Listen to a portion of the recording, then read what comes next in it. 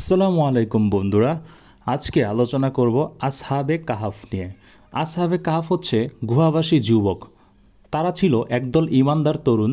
তারা তাদের সময়কার শাসকের কুফরি ধর্ম ও মূর্তি পূজা প্রত্যাখ্যান করেছিল। তারা বলেছিল, আমরা আল্লাহ ছাড়া কারো এবাদত করব না। এজন্য অত্যাচারী রাজা তাদেরকে হত্যা করতে চেয়েছিল।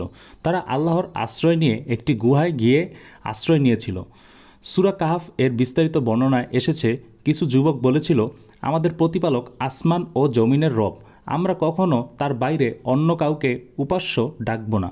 তারা শাসকের হাত থেকে বাঁচতে গুহায় ঢোকে এবং দোয়া করে, হে আল্লাহ আমাদের প্রতিপালক, আমাদের জন্য তোমার পক্ষ থেকে রহমত দাও এবং আমাদের জন্য সঠিক পথ সহজ করে দাও।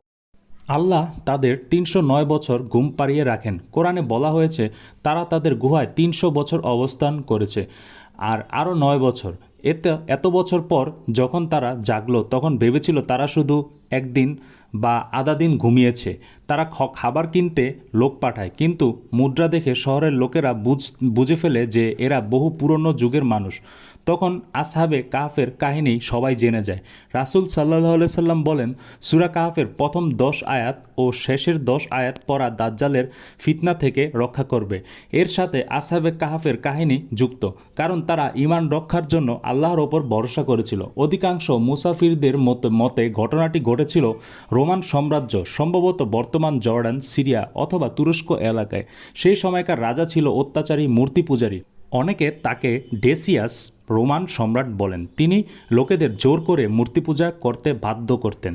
আসহাবে কাহাফের যুবকেরা মূলত খ্রিস্ট ধর্মের প্রাথমিক যুগের ঈমানদার মুসলিম ছিল, কারণ তখনও ইসলাম আল্লাহর একত্ববাদী ধর্ম।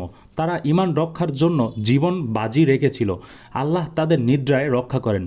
সত্যের পথে থাকলে আল্লাহ বিশেষভাবে রক্ষা করেন। ঈমান রক্ষায় যুবকদের ভূমিকা বিশাল। দুনিয়ার ভয়ঙ্কর চাপ থেকে বাঁচতে কখনো হিজরত জরুরি হতে পারে। আল্লাহ সময় ও ইতিহাসকে নিয়ন্ত্রণ করেন, যা মানুষের ধারণার বাইরে। ধন্যবাদ বন্ধুরা, এই ছিল আসহাবে কাহাফের কাহিনী।